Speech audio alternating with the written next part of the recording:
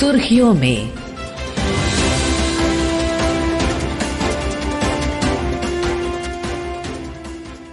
ये आकाशवाणी है। प्रस्तुत है कार्यक्रम सुर्खियों में। इसके अंतर्गत सुनिए भारत पोल पोर्टल से अंतर्राष्ट्रीय अन्वेषण में भारत के नए युग की शुरुआत पर चर्चा। इसमें भाग ले रहे हैं केंद्रीय अन्वेषण ब्यूरो के पूर्व विशेष निदेशक DC जैन। कार्यक्रम का संचालन कर रही हैं सोनू सूद। केंद्रीय गृह एवं सहकारिता मंत्री श्री अमित शाह ने कल केंद्रीय अन्वेषण ब्यूरो CBI द्वारा विकसित भारत पोल पोर्टल का शुभारंभ किया। आइए सुनते हैं गृह मंत्री अमित शाह ने भारत पोल का शुभारंभ करते हुए क्या कहा। भारत पोल के 5 प्रमुख module connect, Interpol notice, references, broadcast और रिसोर्सेज, ये पांचों मॉड्यूल हमारी सभी कानून प्रवर्तन एजेंसियों को एकल मंच पर सहायता करने का एक सुंदर टेक्निकल मंच ये भारत पोल है। अंतर्राष्ट्रीय इन्वेस्टिगेशन में भारत द्वारा इस नवाचारी कदम के विभिन्न पहलुओं पर चर्चा के लिए हमारे साथ जुड़ गए हैं CBI के पूर्व स्पेशल डायरेक्टर श्री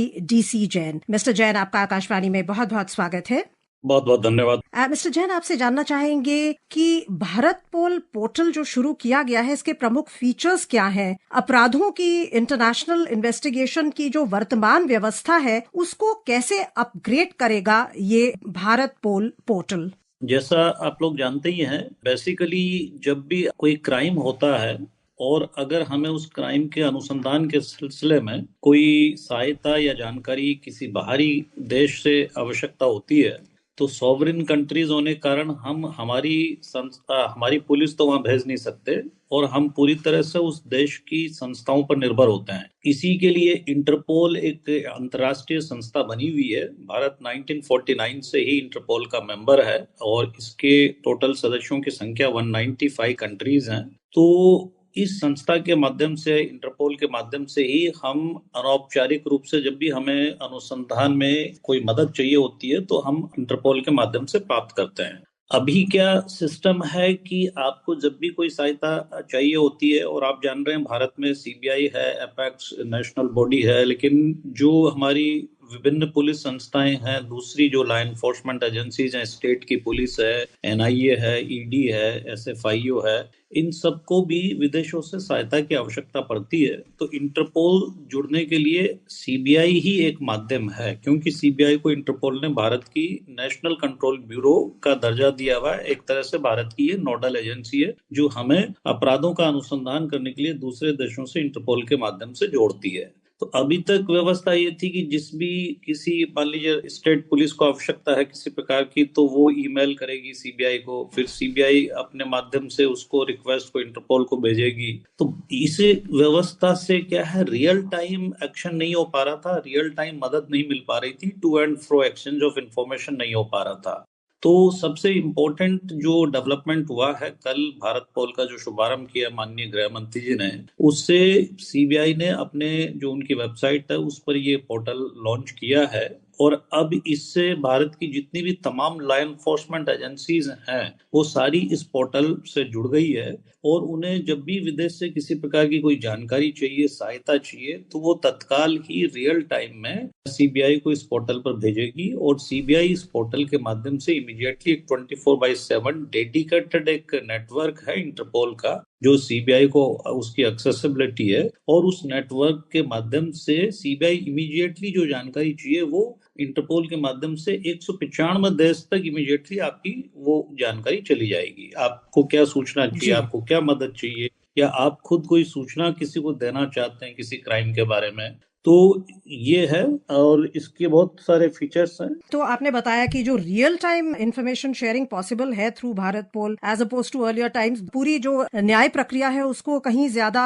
कहें कि एक तो ना सिर्फ कारगर बनाएगी बल्कि फास्टर भी बनाएगी। इस संदर्भ में जो अपराध कर विदेश में जो छुप जाते हैं फ्यूजिटिव्स, उनको सजा दिलाने में क्या भारत पोल मददगार होगा? जो 3 नए क्रिमिनल लॉज हैं हमारे अभी आए हैं, उनके द्वारा जो ट्रायल इन एब्सेंशिया की जो एक प्रोविजन है उसके साथ क्या संभावनाएं बनती हैं जो फ्यूजिटिव्स बाहर जाके छुप जाते हैं उनको वापस लाके उनको सजा दिलाने की? ये एक बहुत ही महत्वपूर्ण प्रश्न आपने किया है। जो नए क्रिमिनल लॉज आए हैं उनमें जो चेंजेस हुए हैं उसमें एक जो महत्वपूर्ण चेंज हुआ है वो है भगोड़ों की परिभाषा और उनके बारे में की गई व्यवस्था। तो जिनको हम उद्घोषित अपराधी भी कहते हैं, तो पहले तो इसकी परिभाषा को बदल दिया। पहले क्या था, पुराने कानून में केवल आईपीसी के कुछ सिलेक्ट क्राइम में वांछित व्यक्ति ही उद्घोषित अपराधी घोषित किए जा सकते थे। अब उसे सजा से लिंक कर दिया गया है, चाहे बीएनएस का अपराध हो या किसी अन्य कानून का। अगर सजा 10 वर्ष या उससे अधिक है तो आप उसे उद्घोषित अपराधी घोषित कर सकेंगे। दूसरा यह है कि चूंकि ये भगोड़े हैं, अगर विदेश में भाग गए हैं और आपके देश की न्यायिक व्यवस्था को ज्वाइन नहीं कर रहे, ट्रायल इनकी वजह से रुका हुआ है, तो उस चीज से इनको हतोत्साहित करने के लिए ट्रायल इन एब्सेंशिया का प्रावधान किया गया है। अगर इनको पर्याप्त अवसर देने के बाद भी ये उपलब्ध नहीं होंगे तो इनके एब्सेंस में भी न्यायालय जो है इनके खिलाफ ट्रायल कर सकेगा, कंप्लीट कर सकेगा और जजमेंट भी सुना सकेगा। अब इसका भारत पोल से क्या संबंध है? ये संबंध है कि आपको ये पता होगा कि अगर मान लीजिए कोई भगोड़ा विदेश चला गया है और हम चाहते हैं कि वो हमारे देश में आए, यहाँ की मतलब अगर उसको कोई सजा दी है तो उसको भुगते, तो उसको लाने के लिए हमें वहां एक्स्ट्राडिशन की कार्रवाई करनी पड़ती है, जिसके लिए हमें कई प्रकार की जानकारी चाहिए होती है। सबसे पहले तो हम अपना प्रस्ताव भेजें किस आधार पर, अगर हमें उस व्यक्ति के बारे में कुछ जानकारी ही नहीं है, वो कहाँ छुपा हुआ है, कहाँ रह रहा है, उसकी वहां कोई असर्ट्स वगैरह तो नहीं है, तो ये भारत पोल उसके लिए एक बहुत सशक्त माध्यम साबित होगा। क्योंकि जिस एजेंसी का भी वो भगोड़ा है, जहां जिसके केस में वो वांछित है, वो immediately what ever information they have, इनके पास जो भी जानकारी है वो इस पोर्टल के माध्यम से वो संबंधित अधिक मतलब कंट्री को जाएगी। इंटरपोल के सारे 195 देशों को अलर्ट जाएगा। आपको पता है जैसे रेड कॉर्नर नोटिस इशू करवाते हैं, तो ये रेड कॉर्नर नोटिस इशू करवाने की जो प्रक्रिया है बहुत त्वरित गति से होगी भारत पोल के माध्यम से। और अगर उस व्यक्ति का रेड कॉर्नर नोटिस इशू हो गया तो 195 देशों की पुलिस को आप अलर्ट कर देंगे इमीडिएटली, और वो व्यक्ति अगर किसी भी देश में लोकेट होता है इनमें से, तो उनकी जिम्मेदारी होगी वो इंटरपोल के माध्यम से आपको उसकी पूरी सूचना देंगे, ताकि आप अपने जो एक्सट्रेडिशन का प्रस्ताव है और आगे की जो कार्रवाई है वो स्मूथली कर सकेंगे। तो इससे भगोड़ों को देश में वापस लाने के लिए भी काफी अच्छी मदद मिलेगी। आपने अभी फीचर्स की बात की, 5 की मॉड्यूल्स जो बताए गए हैं भारत पोल के, connect, Interpol notices, references, broadcast और रिसोर्सेज, बता सकते हैं कि ये कैसे टेक्नोलॉजिकल सपोर्ट देते हैं लॉ एनफोर्समेंट एजेंसीज को ब्रॉडली? बेसिकली इसमें ये बताने का प्रयास किया जा रहा है, सबसे पहले जो कनेक्ट मॉडल जो आपने बताया वो क्या है, सीबीआई और जो हमारी दूसरी लॉ एनफोर्समेंट एजेंसीज है उनके बीच का जुड़ाव। वहां पे एक तरह से संस्थाएं जिसको ये लोग बोलते हैं इंटरपोल लिएजन ऑफिसर्स, अब वो इमीडिएटली सीबीआई से कनेक्ट हो गए जो कि हमारी एनसीबी है।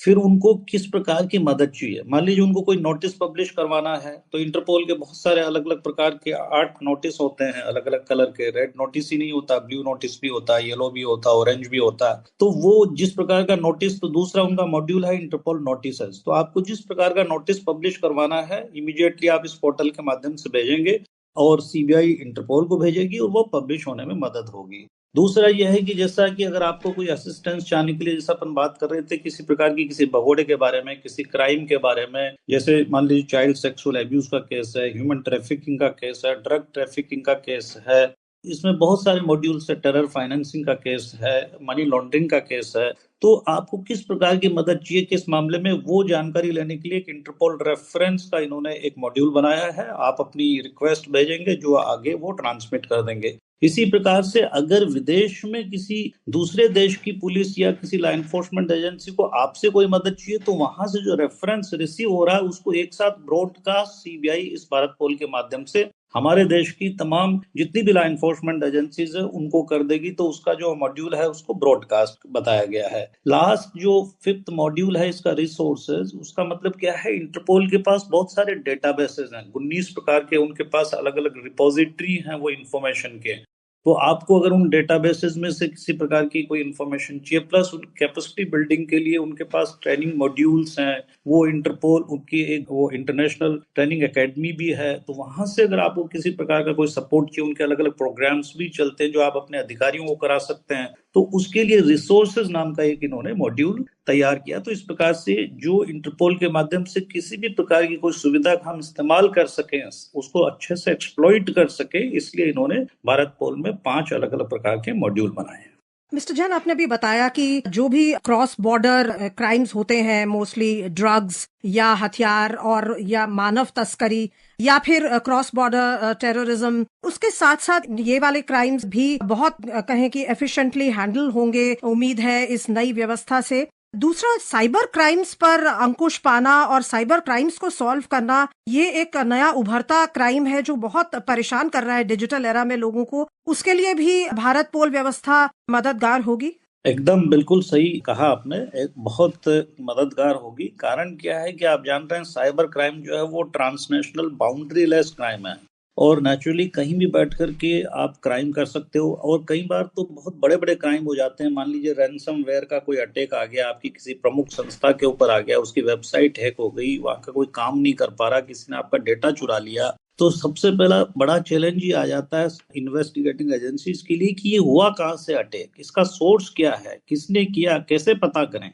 तो उसके लिए ये जो इंटरपोल का जो इनफॉर्मल चैनल है ये बड़ा सशक्त माध्यम है और कई मामलों में सीबीआई ने इसकी जो है मदद भी ली है। तो अब चूंकि आपके पास रियल टाइम एक्सेस है, आप रियल टाइम एक्सचेंज इन्फॉर्मेशन कर सकते हैं, तो इमीडिएटली जो आपकी प्रॉब्लम हुई, जो भी आपको पता लगा हमारे साथ ये हो गया, तो ये अटैक ओरिजिनेट कहाँ से हुआ, कौन इसके पीछे लोग हो सकते हैं, फिर आगे उनके खिलाफ कैसे कार्रवाई करें, उसके लिए आप जब तक अंतर्राष्ट्रीय मदद आपको नहीं मिलेगी तब तक आप कर नहीं पाएंगे।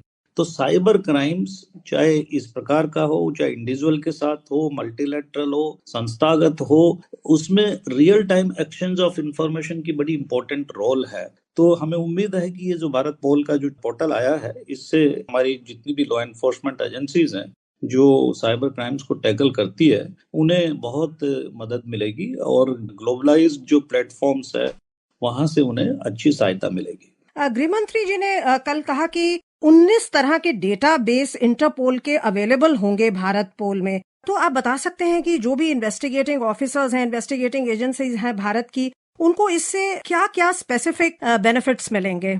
देखिए, जैसे होता है कि कोई भी क्राइम किस प्रकार के लोग क्राइम करते हैं। फॉर एग्जांपल, अगर मान लीजिए एक जैसे डेटाबेस है वो स्टोलन या लॉस्ट पासपोर्ट से संबंधित है।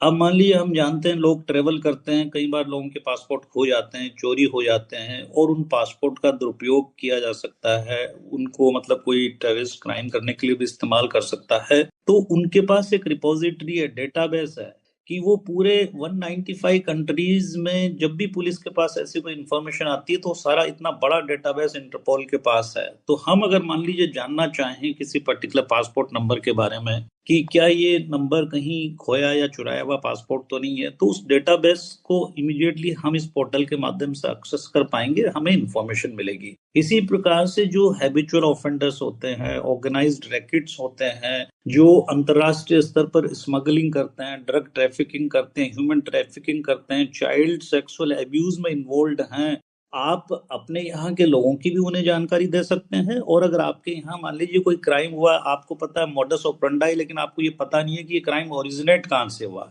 पर्टिकुलरली चाइल्ड पोर्नोग्राफी के केस में तो बड़ा मुश्किल हो जाता है, तो आप अगर उनके डेटाबेस में जाकर के वो सारी इंफॉर्मेशन ढूंढ सकते हैं, वो आपको मदद कर सकते हैं। उनके हर प्रकार के आप समझ लीजिए करीब करीब सभी प्रकार के क्राइम्स के उन्होंने डेटाबेसेस बना रखे हैं। तो उन डेटाबेसेस को अगर हमें एक्सेस मिल गई भारत पोर्टल के माध्यम से, तो ये जो हमारी जो इन्वेस्टिगेटिंग एजेंसीज है उनकी जो एबिलिटी है वो काफी मजबूत हो जाएगी। इसमें आपको लगता है कि इसको इम्प्लीमेंट करने में इफेक्टिवली ग्रासरूट्स लेवल पर ट्रेनिंग वाइड स्प्रेड होनी और बहुत ही गहन ट्रेनिंग जरूरी होगी, और हम आशा कर सकते हैं कि जल्दी ही ये इम्प्लीमेंट होगा? एकदम आशा कर सकते हैं। कल माननीय गृह मंत्री महोदय ने इस बात पर बल भी दिया था कि इसकी जानकारी हमारे ग्रास रूट के जो हमारे पुलिस ऑफिसर्स हैं और दूसरे जो लॉ एनफोर्समेंट एजेंसी के ऑफिसर्स हैं उन्हें जानकारी होनी चाहिए। इनफैक्ट ये जानकारी प्रदान करने में भी ये भारत पोर्टल काफी मदद करेगा, क्योंकि इसी में ये एक्सप्लेन किया गया है कि आप किस किस प्रकार की मदद ले सकते हैं, उसको लेने का तरीका क्या है, आपको कैसे अप्लाई करना होगा, उसकी टेम्पलेट वगैरह ये यहीं बना करके आपको बता देंगे। रेड नोटिस अगर आपको पब्लिश करवाना है तो रेड नोटिस तैयार कैसे करें, उसमें क्या क्या इन्फॉर्मेशन लिखें, तो उसका टेम्पलेट यहाँ पर मौजूद होगा।